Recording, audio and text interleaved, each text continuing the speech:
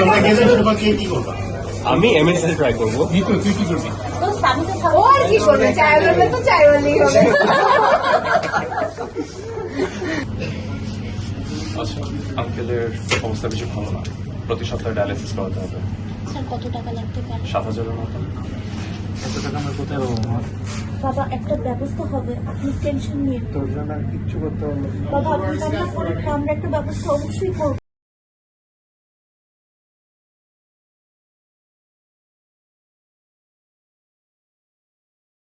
কি অবস্থা? ভাল লাগে না রে, কতগুলো ইন্টারভিউ দিচ্ছি, কোথাও কিছু হচ্ছে না। এত প্যারা নেওয়ার দরকার নেই, বস এক কাপ চা খেয়ে নি আগে। চা খাবে? হ্যাঁ বস। মিতু আর বলিস না, চাকরি ইন্টারভিউ দিতে দিতে কোথা শেষ হয়ে যাচ্ছে। চাকরি আর পাচ্ছি না, চাকরির বাজার আসছে অনেক খারাপ। আমি তো আব্বু ব্যবসায়ী চাকরি নিতে যাচ্ছি, আব্বু মারা যাওয়ার পর কিছু একটা করতে হবে।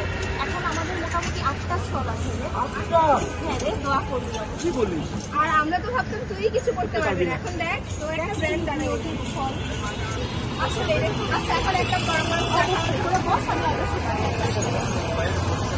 ওকে কত মজা করতাম ওর কাজের জন্য, কোনো কাজকে ছোট করে মনে করে নাকি। এই জন্যই দেখ হয়তো একটা ওর বাবার ছোট একটা চায়ের দোকান থেকে আজকে একটা ব্র্যান্ড পেয়ে গেছে। 8টা দোকানের মালিক হয়ে গেল। আর আমরা চাকরির জন্য ঘুরে ঘুরে বড় বড় চাকরি করবো আশা করবো, এখন সিভি নিয়ে ঘুরতেছি চাকরির জন্য, আরো এখন সফল একটা ব্যবসায়ী হয়ে গেছে।